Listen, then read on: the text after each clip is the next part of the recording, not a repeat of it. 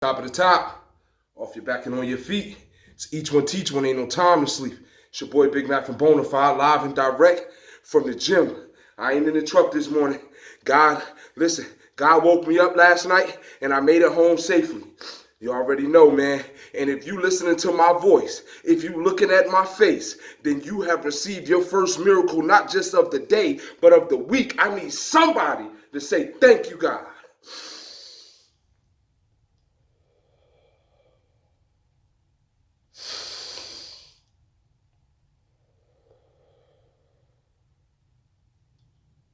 That's right, guys. It's Monday. And you know what that means? That means it's time to go hunt. I don't know what you're doing right now, but if you're still laying in the bed, I need you to get up, put both feet squarely on the ground. Just tilt your head up a little bit and thank God for waking you up this morning because He gave you another chance to do what it was that you left undone yesterday. How was y'all weekend, man? I hope everybody's weekend was beautiful, wonderful. I hope you guys had a great time with your family, spent some time with your loved ones. Even if you was at work, man, it's a blessing to have a job because so many people do not have a job these days. Me, I worked all weekend, man. If you know anything about me, man, you know I was out there beating that highway up, man. All up and down I-95, man, I-77, North Carolina, South Carolina, playing down in those districts. But I forgot to tell y'all what happened with over my 2-week vacation while I was home, man. And I'm telling y'all about it now because what happened over those 2 weeks had a profound effect on what happened over the weekend. So, y'all know it was a big snowstorm in New Jersey, and it actually started to hit around the time, like soon as I got home, ready to go for my home time. So, if you have been alive in the last 20 years, then you understand that we haven't seen snow in New Jersey how we saw 2 weeks ago. Excuse me, I'm not crying, that's just a sweat. I literally am still sitting on the row machine as we speak. 546 strokes. That's right, you already know, man. 5,460 meters for those of y'all who don't know about the row machine. And your boy is feeling it. But anyway, so I'm not crying. It's just the sweat running down my face. But we haven't seen snow like we saw in 2 weeks ago in about 20 years, man. I'm talking about literally, if you ask anybody from my neck of the woods, North Jersey, the last blizzard we remember like that was the blizzard of 1996. And in the blizzard of 1996, I was a young boy and I had a mentor by the name of Mr. Sharif Bug. He's now a local politician and he's doing some things in the community. Well, it was me, him, and 4 other guys who shall remain nameless. But what was important is the snow was taller than me at that time. But Sharif took us around the neighborhood and we all had shovels in our hand. And that was the rule of the day back then. Little kids knew, man, when the winter came around, go get you a shovel because you're going to be able to make you some money. So that's part of the grind and the grit that was instilled in those of us who were born in the 80s and early 90s. That grind and grit that we saw every day, it was always a way to make a buck, always a way to make a dollar. You know what I mean? Regardless of what you were using it for, it was always a way. And we knew, especially when the snow came, somebody was going to need their car shovel, somebody was going to need their steps cleared off, and they definitely was going to need the sidewalk shoveled off. So you can make you about $100 a day, just you by yourself. But if you got a little team and y'all go knock on all the doors in the neighborhood, man, you can make you $1,000 just off that one block at least, right? So if you've been living the last 20 years, you have not had that opportunity. Well, my nephew was born, I believe, what year was Mason born? He's going to be 9. Y'all forgive me, I'm not the greatest mathematician. He's going to be 9. He was born, I believe, in 2012, right? Yeah, 2012. All right, cool. So this is the most snow he ever seen. This is the most snow any of my nieces and nephews have ever seen. So they called me, Uncle Matthew, you gonna come get us? And I was gonna come get them until I realized just how serious this snow was. I was like, oh no, this is not time to play. This is time for an abject lesson in finding a solution to the problem, right? So the problem was people had not been prepared for this level of snow. So there was a whole bunch of people trapped inside. They don't have cars equipped for the snow. So I called my nephew up, right? My younger nephew, Mason. I said, Mason, you want to make some money? He said, yeah. I said, all right, get dressed. We're going to go shoveling. My older nephew, Tyshawn, shout out to Bonafide Movers. Y'all check him out. He's on the gram and he's also on Facebook, Bonafide Movers. He had, booked some jobs, shoveling people out of their houses and stuff. I said, yo, we're going to bring the young guys with us, man, so that they can get a taste of what it is to get some money and what it is to grind and actually get out and work for the money instead of asking mama for some money all the time. Because it's never too late or too early. I'm not going to say it's never too late, but it's never too early to teach your young man how to be a grown man and handle grown man business. So we go pick the young guy up and we go over there. Now, the thing is so funny. I'm not going to tell y'all all the details, but I will tell you, because he's never seen this level of snow, we had to allow for a certain level of him playing in the snow. I'm talking about we left him in the driveway. We said, Mason, clean the car off. We had already cleared the driveway out. We said, Mason, clean the car off. We went to the next driveway. I said, Tyshawn, man, go check on Mason, man. See what he doing. He said, Mason comes back and his gloves is full of snow. Now, we done gave him a tool. His gloves should not have touched the snow. So I said, Tyshawn, what the hell was Mason doing over there? He said, yeah, you left him alone for 10 minutes. What you think he was doing? I said, I don't know. He said he was eating the snow. I said, oh, my God. Not oh, my God, that he was eating the snow. Oh my God, he was such a kid in the moment. And it was so funny. But now his gloves is all wet and he still got work to do. So he's out there, he's whining. And I'm like, yo, shut your bitch ass up. That's right. That's right. That's right. Because see, I'm not raising no boys to be men that can't take structure, that can't take pressure, that whine anytime things get hard. We are raising men that will not shrink in the face of adversity. So I told him, shut up, bro. You see anybody, because me, Tyshawn, and the other brother, we didn't have no gloves on. I said, bro, you see anybody out here with gloves on? He said, no. I said, do you see anybody out here whining? He said, no. I said, so then you stop your whining, because we all out here in the same temperatures doing the same jobs. Good brother, it's time for you to build some character in them bones. So he shut up, he stopped whining, right? So long story short, let's fast forward a little bit. We made 300 off of 2 houses, right around 300. I hope my guys don't mind me telling y'all our business. But after we made the money, we gave Mason $50, right? So I said, Mason, you know the first thing you got to do, right? He said, well, I said, we got to open you a bank account. So I called a bank, Wells Fargo. Shout out to Wells Fargo. And they, I'm sorry, I got to start rowing again, guys, because it's getting cold and sitting here talking to y'all because I'm in my gym outside. So y'all forgive me. I gotta start going again. So I tell Tyshawn, I say, yo, tell Mason. I tell Mason, I say, yo, we gotta put your money in the bank account. So I call the bank. I say, yo, I want to open a bank account for a young man. They said, how old is he? I said, he's 8 years old. They said, oh, well, we can only open him an account, but it's going to be in your name. I said, ma'am, I need you to understand something. Ownership is very important for me to teach my nephew. I cannot have that card in my name. I'll take responsibility for it, but I need his name to be on that card. See, I got a little thing, right? If you tell me no, but your yes don't stand up to somebody else's yes, I want to speak to somebody who has the final say so. I don't want to talk to you. And I never take no for an answer. And even when the person who has the final say so tell me no, I'm still going to keep asking because I'm persistent like that. My mother taught me that. Shout out to Marcy, right? So I holler at my nephew. I holler at them. I'm like, so they like, we're going to see if we can make an exception. So my nephew's all excited. You know what I mean? I took $40. I gave him 10. So we get... We get to the bank that weekend because you had to make an appointment. We get to the bank and we just talking. I mean, I got the pictures and everything. Maybe I'll post them at some point in time. And he's signing his name. I said, you got to ask your questions, man. I made him recite his social security number, everything. Like, he's handling his business because I need him to be a self-sufficient man. And as I said before, it's never too early to teach your young man how to be a grown man and how to handle grown man business. So long story short, he gets his they fix it up. He got his little account. We waiting in the mail for his little card and everything. When his card gets here, he is so ecstatic, right?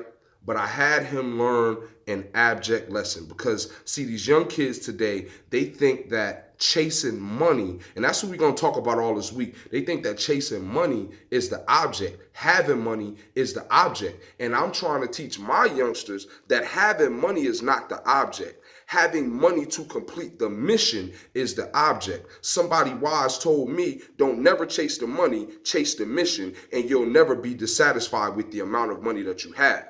You understand? Because money is just a tool, but that's something else we'll get into. So I said, Mason, listen, I need you to understand this.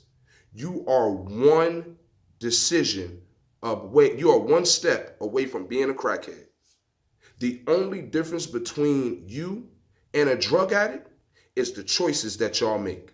And I want to give that to y'all again. You are one step away from being a crackhead. In my neighborhood, the worst thing to be is a crackhead. They get no respect. And I'm not talking about these people that smoke crack or do dope and go to work. I'm talking about the people that strung out, leaning, selling their ass, doing all that. No kid wants to be that where I'm from. That is like, that's the joke. You know what I'm saying? So I give him the worst of his experience in life.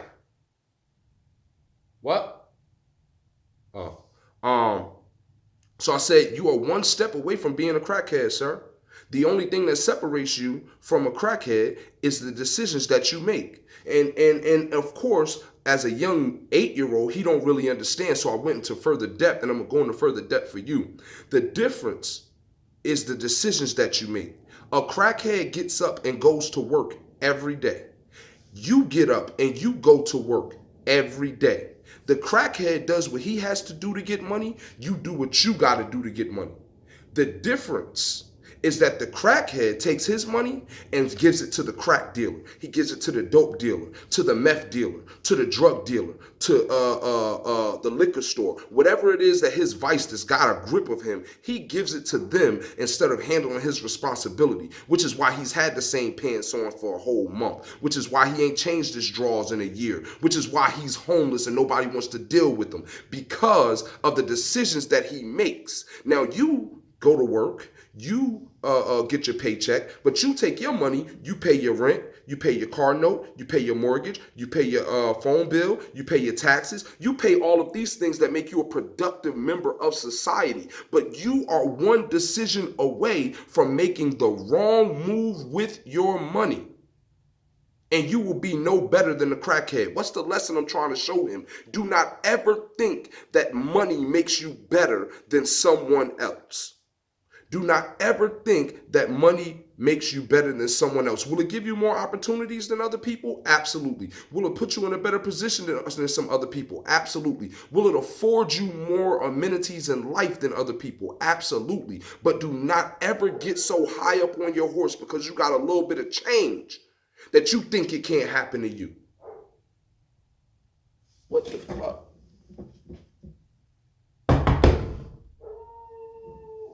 Oh, that's a dog. So I said, do not ever get so high up on your horse that you think it can't happen to you. So he learns that, right? So this week, he calls me. My mom is about to drop him off at work. This kid is excited to go to work, right? So I got him on a strict plan. He pays taxes, he pays rent, he pays for his transportation. What else does he pay? He pays his tithes. I don't believe in giving tithes to the church. I believe in giving tithes to God's people, but he does take his 10% and he chooses a charity or a charitable cause. Right now, we're working on getting some cases for the single mothers at the homeless shelter or the battered women's shelter. I don't know which way it's gonna go. But he does all that, right? That's the plan for the money. That's how we split it up. Savings, pay God first, pay yourself, pay Uncle Sam, then take care of your family, you know. So this week they called me and they like, yo, Mason said he's not feeling well. So I'm like, first thing, I'm like, okay, he's a kid. I can't work him so hard. I'm like, all right, just have him call his boss because he can't get a no call, no show. I'm simulating real life for my nephew. I said, he can't get a no call, no show, so have him call his boss. Now, Josh, shout out to Josh at Dynasty Barbershop. Josh, you got to pick up your phone, man. You my homeboy, man. And I love Josh and I appreciate Josh for giving my nephew the opportunity. And that's the other thing, man. You got to cultivate the people that are in your children's lives. And the way that I pick my friends is who can I leave my children with? Who can I leave to tend to the village while I go out and hunt? Who can I leave to protect the village while I go out and provide? Who can I leave and know that there's not going to be no violation on any level? That's how I pick my friends, bro. Because when I'm dead and gone, those same friends are going to have to step up. When I'm in a situation where I can't do for myself or do for my family, those same friends are going to have to step up. And I'm going to have to be confident that they're not going to try to violate my family or the relationships within my family. Not trying to fuck my wife, not trying to touch my babies, not trying to steal from me, not trying to do any fuck shit, right? So I got to be comfortable, and this is how I choose my friends, right? So shout out to Josh from Dynasty Barbershop in Passaic, real stand-up guy, man. Gave my nephew this opportunity, is cooperative in helping and being part of the village that helps raise these children out here, right? So I said, call your boss. He don't answer. Text him, you know. Uh, so we hang up, and my mother and my mother calls back and she says Josh didn't answer. I said, all right, well, let me speak to Mason. Hey Mason, how you feel, buddy? He said, I'm not doing so well. I said, what's wrong? He said, the inside of my tummy hurts and I'm hot. I said, did you take your temperature? My mother said they broke the thermometer. I said, so listen here, buddy. I need you to learn this lesson real fast because there are days that as an adult, when it's time to go to work, you're not going to feel so hot. You're not going to feel like you want to go to work. You're not going to feel up to it. You're going to feel like you want to lay in bed. And I'm going to need you to understand that as an adult, a lot of times we push past those things because we have responsibilities to handle.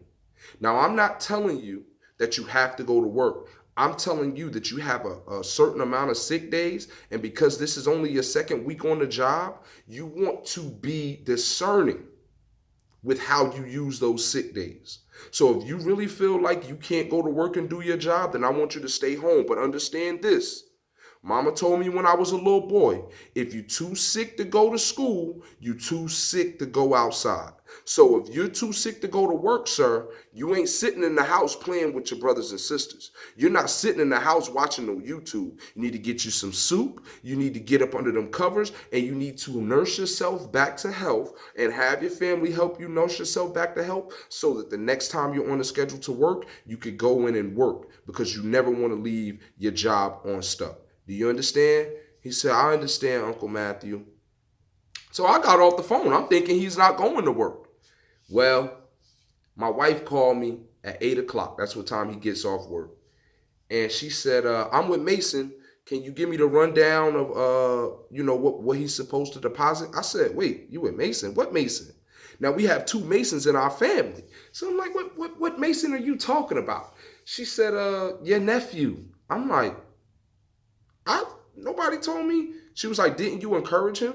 I said, I didn't encourage him. I just gave him some facts of life. She said, well, he was encouraged. When you got off the phone, he told his grandmother, they call my mom Mimi. Shout out to Mimi. He said, Mimi, I think it might have just been something I ate. I'm going to go to work. And my mother didn't think he was serious. And he went and grabbed his jacket, went and grabbed his bag that they had packed him for lunch. And he said, I'm ready, Mimi. And my mother said, well, son, if you want to go, I'm going to take you.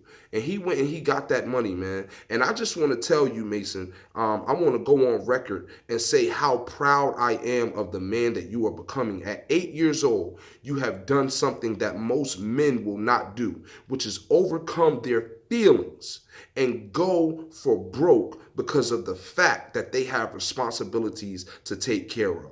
So I just want to let you know you're on the right track. Do not stop. Now, because you are a working student, we're going to have to keep them grades and get them grades up because we're not being average. We are being excellent. But you are on the way to becoming something greater than I could ever be. And I'm proud of you for that, and I will forever support you. So later that night, when they finished his deposits, I said, Mason, you know what would be nice, man? I said, how about you buy dinner for the family, for your sisters and your grandmother? He called up everybody. Y'all know what y'all want? Da, da, da, da. And my mother said that he had such a pride beaming from his smile. He ain't got all his adult teeth yet. He got them two big ass chipmunk teeth in his mouth. And she said he had such a beam of pride coming in because he had went out and he hunted and he brought back the kill. That's something in a man that you cannot replace. You can't simulate. You can't simulate. You can't fake that. That pride that comes from going out hunting and coming back with the kill for the family. You can't fake that shit. And it's never too early to teach your young man how to be a grown man and handle grown man business. So I want to tell all of you brothers, because I'm talking to the brothers. I'm talking to the sisters too. But I'm really talking to the brothers. All you brothers who are waking up this morning and you feel like you don't want to go to work and your punk ass is about to call out, check your temperature. Because there is no nobility in poverty. I get sick and tired of people saying, oh, money ain't the most important, ain't that important. It is not the most important. But it is up there in the top 3. Money is top 5, dead or alive. And that's just off one LP. You understand what I'm saying to you? Money is not the most important, but goddamn it is not at the bottom of the list. And I need us to understand that there is no nobility in poverty. People will tell you that there is character to be built coming from the bottom, and that is not a lie. But there is no nobility in poverty. If you don't have to start from the bottom, then you should not start from the bottom. And it is our job as men to take the responsibility for building up the next generation. So you can't afford to lay in your bed this morning. You can't afford to go back to sleep. You can't afford to hit the snooze button on your alarm clock. You can't afford to take another day off. You got to get out there. You got to grind. You got to hunt. And you got to come back to the house with the kill. Because if an 8-year-old can do it, damn it, we can too. So